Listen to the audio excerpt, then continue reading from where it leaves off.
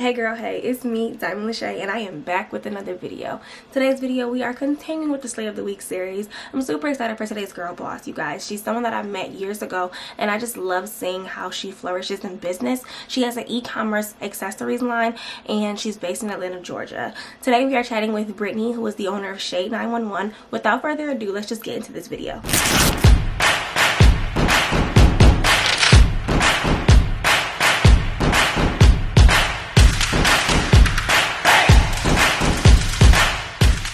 Y'all, today's girl boss is none other than Brittany, who I met at Nordstrom years ago, and I learned that she had a Shade911, and when I found out, I was like, I gotta get her on here. Brittany, introduce yourself. Hi guys, my name is Brittany, creator of Shade911, and I'm just here to, tell my story. Yes! Alright, so her Shade911 LLC is luxury, and it's just like an eyewear, but it's not just glasses. You have different pieces that people don't know about. How did you come up with the idea to start an eyeglass accessory wear? Well, a lot of people, like, when they start, selling stuff, or when they start boutiques, a lot of people want to sell clothes, and I just felt like I didn't want to do that. I didn't want to go through the hassle of people ordering the wrong sizes and returning. I feel like eyewear was easy.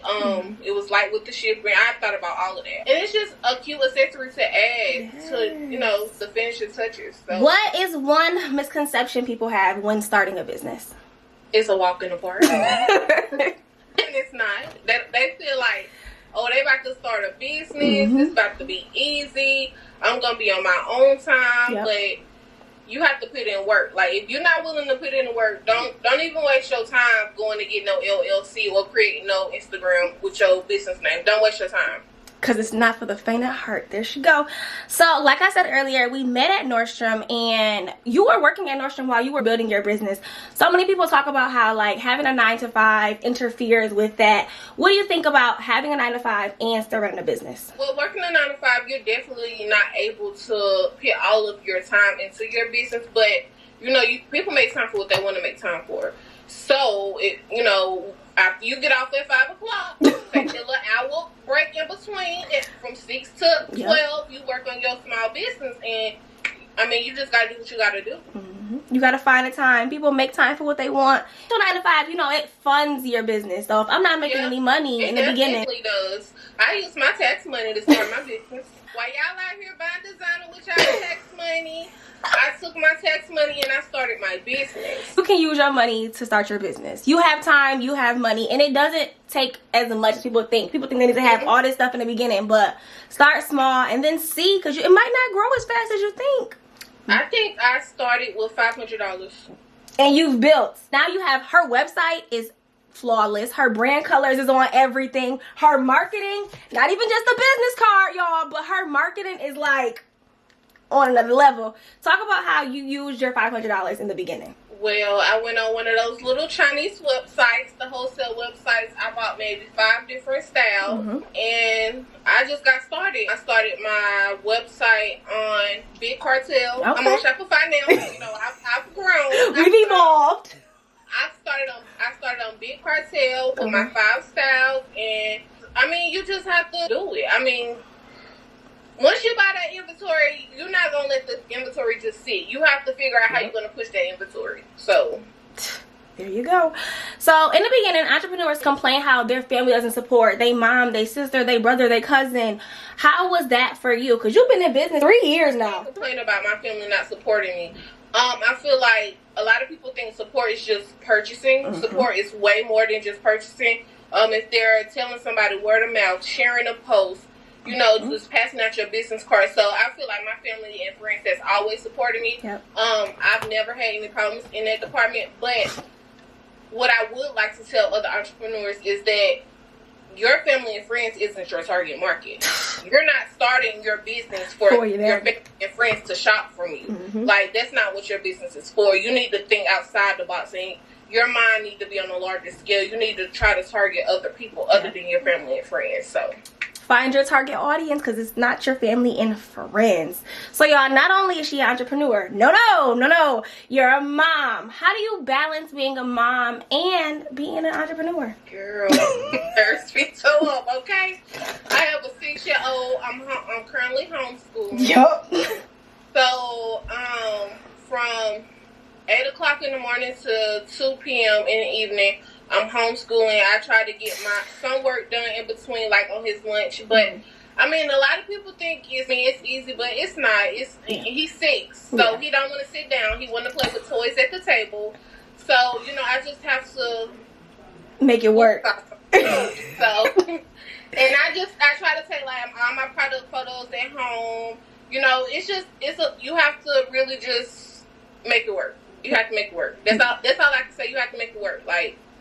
That's it. Make it work. Find the time. Find how it works for you. Fit it in with wake up earlier or go to sleep later. You're going to have to make it work. We are in a global pandemic, right? We've been in COVID almost a year now.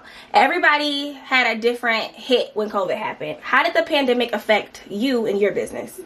Besides being a teacher now, because you're a teacher. I really don't think COVID really had a big effect on my business because was out of work, so if anything, it gave me more time to focus on my business. Mm-hmm. So I really feel like it was, a plus. It was a plus for me. And y'all, she pivoted it. She been selling sunglasses. She added face shields, and that right there, as a business owner, knowing how to add something like, oh, this is what they need. Boom, you added it so quickly. How did you come up with like, you know what? I'm gonna add face shields. Well, my friends kept saying, Brittany, have you seen these face shields? Have you seen these face shields? I'm like, no. So I went to go look at them. I was like, well, you know what? They say COVID not going nowhere. So we might as well, be cute, be comfortable. The face shields not only cover your mouth and your nose, it covers your eyes too.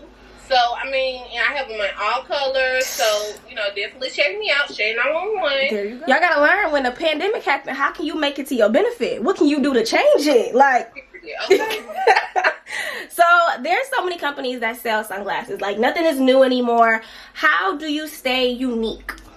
What I try to do is I try to build a community with my customers. I feel like without your customers, it's no business. So, if you're not, comforting them or just making them feel good or, making them feel like y'all friends. Like, I just, I really try to stay really interactive with my customers because at the end of the day, like, that's what's keeping my business afloat. I can't say customer service. I feel like a lot of people start businesses and all of this and all of that, but their customer service is terrible. And I feel like if people don't remember you for anything, they're going to remember you for your customer service and the quality of your products. That's customer service. 2 things that you need to keep in mind when starting a business, because they won't shop with you just because you're black. It got to be something else. Because they're still going to go to Fashion Nova. Because it's cheaper. And you don't have that connection with me, so be careful. Like I said earlier, you have an LLC. And everybody got these quotes like, don't buy your flowers, buy your LLC. Or if all this stuff about buying an LLC. When do you think a person should get an LLC in their business? I feel like you shouldn't get an LLC until you feel like you're really serious about your business. If you're not serious about your business, don't go spend that money on an LLC just to say you have an LLC. Go buy some products. Try to sell that. See if this is what you want to do. See if you're going to take your time out your day to be a business owner. Before you waste it. If it's not, just don't waste your money. Just say, because a lot of people waste their money. Oh, I have an LLC. The LLC is nothing but a piece of paper. Are you going to put the work in behind it? That's the question. That's the question. That's the one right there. Are you going to put the work in first? Because people be like, I'm going to start this business. I'm going to get the LLC. And then they get all this product and they're like, I don't even like this. Nothing. Why waste your time with this? Don't waste your time or don't waste your money, because that's 2 things you really can't get back. I need that back. I need my money. So, aside from Shade911, you also motivate all of us every single day to get our fitness together, okay? We used to go to Stone Mountain. If y'all don't know, this is my Stone Mountain coach right here. She used to keep us on track. What attracted you to the fitness world? Well, I've been plus size all my life, and don't get me wrong. I don't mind being a BBW, a big girl, because I love my curves and I don't want to be skinny. But, you know, sometimes you just have to just get up and get your body moving because, you know, I don't know. Like, I just feel like it makes you feel better in the inside. Not necessarily you want to lose weight, but sometimes, you know, you just feel good when your body's moving, you know. So, I mean, I don't know. I enjoy doing stuff like that. Like, I love strongman. And I just started back jump roping, my 100-day jump rope challenge. So, if anybody want to join me on that, if they enjoy, you know, jump roping, just, you know, join me. So, what is the 100-day jump rope challenge? So, basically, I came up with it for myself to motivate myself to consistently, you know, jump rope, because I stopped jump roping maybe about 3 months ago, and it was something that I enjoyed doing. It was a fitness that I enjoyed doing. So I said, you know what, Brittany, we're gonna get back on the ropes, and we're gonna do it for 100 days, and we're gonna invite everybody else to do it for 100 days. So go get you a jump rope, 500 ropes a day. Woo! Get on that. I gotta find my jump rope. It's somewhere. I'm gonna go find it, or I'm gonna do the air ropes. It all counts. Okay, I gotta go get me a jump rope. No, you don't. I gotta get me a jump rope. Give me a jump rope. Aside from motivating us with fitness, you also transitioned into, on your personal page, not Shade911, on her Curve Diaries, she now shares motivational quotes. What made you start doing that? I feel like I'm gonna make people feel good. And I feel like if people see a quote or affirmation, like when they wake up in the morning, like they're gonna be like, oh, I got this. You know, I'm gonna be good for the day. I'm gonna get everything that I said I was gonna do. I'm gonna get that done. You know what I'm saying? Some people need that extra push, and some people just need to wake up and see something and say, oh, okay, you know, I'm gonna restart. I'm gonna reset the day. So some people just need to see that. Like, some people don't have friends and family around them to, you know, give them daily affirmation. So, you know, I try to be like very motivating on the daily. So if you come to my page, girl, you know, you're gonna get she gets you together. You be like, I'm gonna lay down today all day. Nah, Brittany said we gotta get up. So I gotta get up. I gotta get up and do something. So she's an influencer. You can say you're not, but you are. You influence us to be fitness. You influence us to get our life together. You influence us to be our best version of ourselves. How do you fill your own cup? Like, who motivates you? Well, I have to say motivated. I motivate myself because I know I have to get up every morning. I have a son to feed. I have to educate him. You know, and I have goals. Like, I'm trying to buy me a house this year, so I can't just get up and BS every day. So I have to motivate myself. And boss entrepreneurs like Mia Ray, Super, I love Oprah. I guess just boss entrepreneurs, anybody that's a black entrepreneur that's just killing it. That's what motivates me. Because, baby, when Mia got that new warehouse, I said, oh, I gotta do something else. If you do not follow Mia Ray, you need to. And then just like go back and look at her story, like how she started. She came for 10 years and she just started taking off within the last few years. Like, that's another thing about business. People feel like, oh, I'm gonna start a business, or I'm gonna get this big bag the first year. No, baby, it's not. Slow and steady. You might think it might take you a year, but it might take your business 4 years. And are you willing on waiting? Building a business is just like raising a baby. You have to give it time to grow, and you know what I'm saying? Like, being a business owner, you're not gonna learn everything in one day, in 1 year. You're forever a student. So I call her, if y'all don't know, the pop-up queen, because at every pop-up shop, my girl be there. Her layout, the way she lays out her pieces at a pop-up shop, make you want to go to her table and be like, what she got? I don't care what she sell, but the way she lays it out, her banner, it's just all so put together. What are the benefits for those business owners who want to get a pop-up shop but don't know like where to start? What are the benefits? Well, I'm glad you asked me that, because I'll give you a few, but I'm actually coming out with a ebook on March 1st at a pop-up shop. Yes. Because a lot of people be going to these pop-up shops and they just be clueless. And, you know, after I set up my stuff, sometimes I help people. Like, because I know the struggles. I know how it is doing your first pop-up shop and not knowing how to set a table. So, one benefit is networking. And, you know, you can network with customers, even if they don't buy anything. still talk to them. If they don't buy nothing, they might go to your website later on and buy something. They might tell a friend about something you have. So still talk to them. Give them your business card. Network with other vendors because you never know like who they know. So that's one benefit. And you know, people come to a pop-up shop to spend money. That's why I'm coming. So it's your job to let them know why they need what you're selling. Yep. So those are the two benefits. But y'all definitely, if y'all are a small business owner and y'all do a lot of pop-up shops, or if y'all are thinking about doing pop-up shops, definitely, you know, purchase my ebook March 1st, How to Pop Up at a Pop-Up Shop. Because it's not just coming to put up a table. Because as a consumer, if I'm walking around a pop-up shop and I see a basic blank canvas, why would I buy from you? And you can't be sitting at your table with your head down in your phone. People gonna walk right past your table. You can't even say, "Hey, how you doing?" if your head in your phone. So I mean, you need to be approachable. I'm saying too much. Stop. So you gotta leave that because it's coming out in that book. And it's not just, you know, people who say like, I'm gonna have a pop-up shop. No, maybe I'm gonna be at your pop-up shop. I want to be a vendor at your pop-up shop. Because just because you got clout in your city and you have a pop-up shop does not mean everybody gonna come shop with you. Just saying. Where do you see yourself and your business in the next 5 years? I see myself whole, happy, a bank account full of money, wealthy. I see myself giving back to young entrepreneurs. I see myself with a warehouse for my business. I just see my business flourishing. I see me flourishing as a woman. I don't know. I just, you know. Growth, elevation. I see it. I see everything she wants, she coming for. Period. All right, so I kind of asked you some questions, and baby, they showed up for you. They showed up. So we're going to ask some questions. Somebody said, how do you find pop-up shops? I don't know which ones to pick. Oh, sis. It's in the ebook, but I'm going to go ahead and let you know, okay? What I do is I go on Instagram and I hashtag pop-up shops, but you can put your city in the front or behind the word pop-up shop. You can do your city and then put events behind it.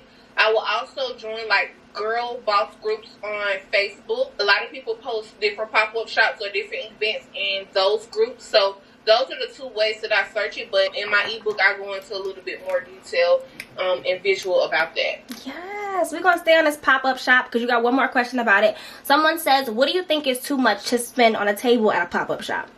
$100. I've done it before. Okay. Well, unless you're at like a big like expo or something like that, I feel like it's worth it. But like just a small pop-up shop, I wouldn't spend more than $100 is too much. I wouldn't spend more than $80. But being new, your business is just starting. You don't have that much money to play around with. I would say $60. People are out here charging $250 for tables, and I be like, because you're a small business, you have to think about it. You're popping up. When you pop up, the first thing I'm thinking about making my money back. So if you popping up somewhere you can't even make your money back, then you just waste your money and your time. So another thing I would look for when doing pop-up shops, you need to make sure the people, either they have done them before or they, you know, they have a good amount of vendors coming, because most vendors bring out the crowd. So you need to do your research a little bit before you just say, here you go, here got my money, I'm going to pop up. No, do your research, because I done went to a few pop-up shops and I haven't sold anything. But, you know, that builds character. You just gotta keep going. It's not always money, and I don't want people to think that you have to get money back, because you get network, you get everything else. So she said $100 if you can, but really $80. Let's keep it at $80. Somebody said my vendor has common pieces. How do I go about finding different ones? I feel like you just have to research other vendors, because a lot of people do sell a lot of that polyester clothing and people are tired of it. I feel like you just have to look for different vendors. Like a lot of people, when they start businesses, they're lazy. They want to get online, buy vendors list, and they don't even go through the vendors list. All you have to do is Google U.S. vendors, and China vendors. When you find that, ask them what they have. Tell them to send you an inventory sheet of what they have. You know what I'm saying? Try to build a relationship. People who start businesses, they are lazy. They don't want to put in the work, and that's one thing that they have to get out of, because you can't just start a business and just be lazy and just buy everything, because at the end of the day, you're not going to make no money if you spend all your money on BS. And being a customer, you can see like who really took time to find like the good products, because I can tell when you selling just anything. Find a vendor. Research. It's not that hard. Google is your best friend. YouTube University and Google. I went to YouTube University when I started, and Google, because I didn't have anybody to guide me or show me how to run a business. Like, you know what I'm saying? I didn't have nobody DM to hop in and say, what's this? How I do this? What? How I do that? Some people that hopped in my DM, and I will help them because I know what it feels like. Like, that's why I am going to start doing seminars. Well, I actually have a seminar coming up on March 21st. This is going to be our first seminar. It's called the Boss Table Talk. And it's just like for entrepreneurs to get together and just to talk about different things that you need, how to start a business and how to grow a business. Because anybody can start a business. But can you grow it? Grow a business. Can you generate revenue? Is your business making any money? Is it profitable? March 21st. Somebody said, being a mom, my business is struggling because I can't find the time to run it. How do you prioritize? I homeschool from 8 to 2. And after that, I run my business. Maybe when he's on lunch, I try to do a couple things. But you have to make time. And especially if he's a smaller kid, like, go drop him off somewhere for a couple hours. Go find a babysitter. Go find, ask your mama, grandma, his daddy, somebody can that babysit, because you need your time. A lot of people feel like being a business owner, like, oh, they can do it whenever. No, you really need time. It's no joke. Like, it's really no joke. You got to put in the work. And you got to find time to put in that work. You need a support system. So, how do you build it if you don't have that? If you ain't got no support system, get them a puzzle. Like, do something to keep them active. Like, I took my son to the trampoline park, and I was on my computer on Canva doing work. So, they busy over there jumping, getting tired. So, while they doing that, I'm gonna do you money. You just have to find the time. Gotta make it work. Yesterday was the last day for excuses. Yesterday. That's tomorrow's quote. Yesterday was the last day for excuses. Period. Somebody said, I've had my clothing line for 2 years. I try to keep my face out of it. Do you think I should start being more personable? A lot of people grow their businesses without being the face of their brand. I try not to be the face of my brand, but I need to take some pictures.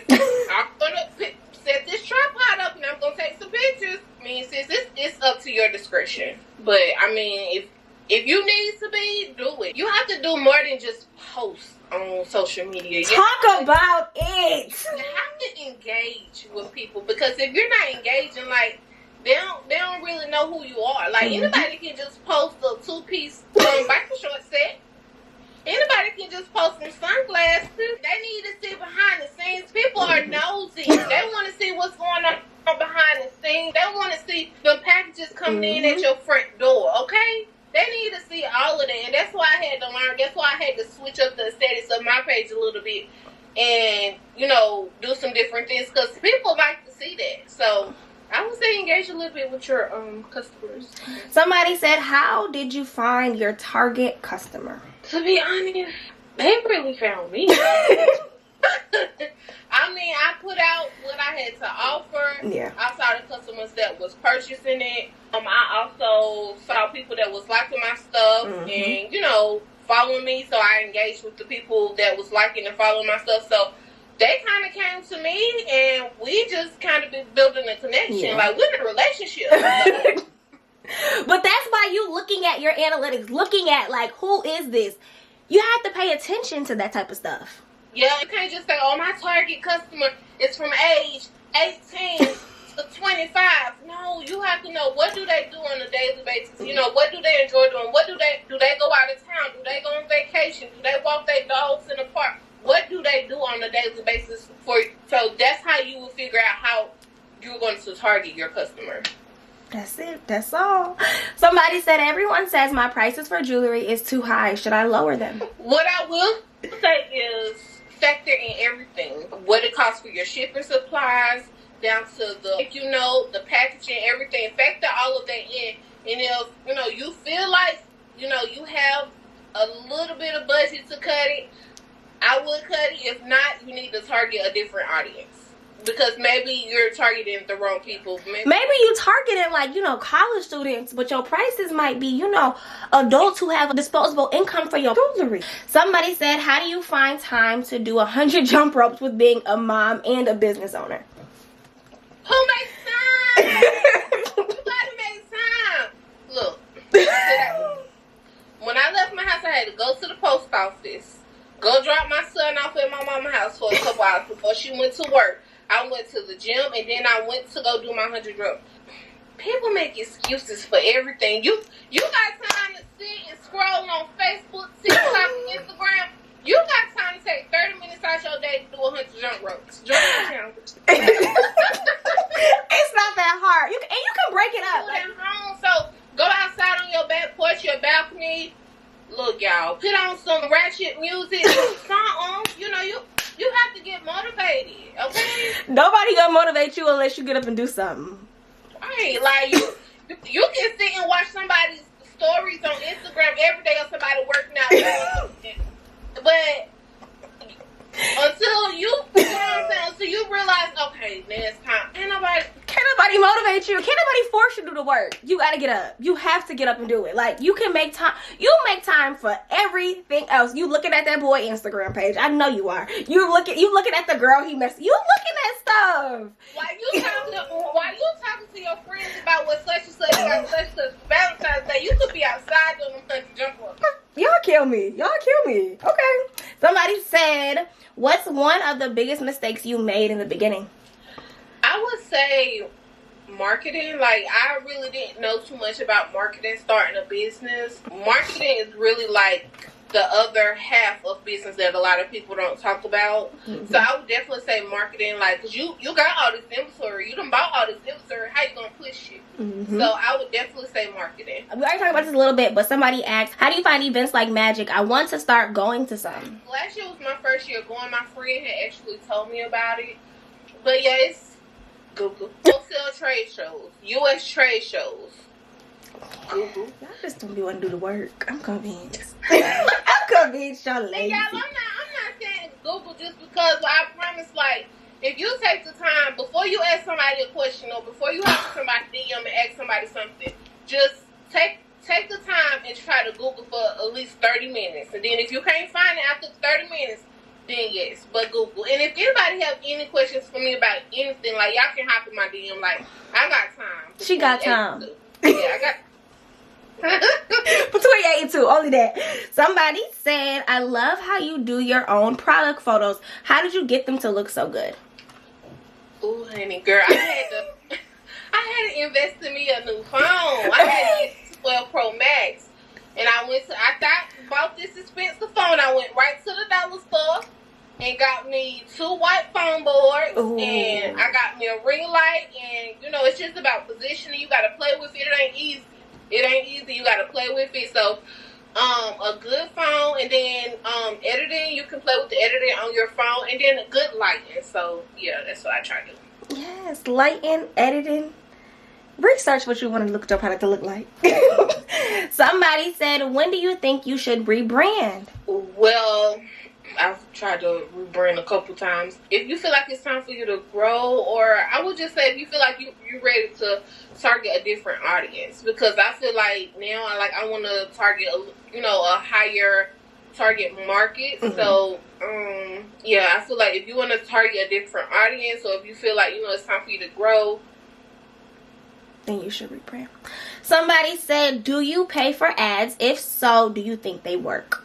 I've done ads before. I feel like ads are an investment. Because you have to pay for the ads. Sometimes people buy, sometimes people won't. So I do feel like ads work. I feel like ads is one of those things that you really have to research, because a lot of people do make a lot of money off of running ads off their products. So yes, I've run ads in the past. Yes, they do work for me when I run them. That was all y'all questions. I'm going to do a quick this or that, and I'm going to let you go. Okay? Coffee or tea? Coffee. Morning or night? Okay, night. Light or dark liquor? Light. Okay. You want a beach or a city vacation? Definitely beach. Time to get out of Atlanta. Take her to the water. Take me to the beach. Instagram or Facebook? Instagram, because that's where I make my money. That's where the check come from. Sorry.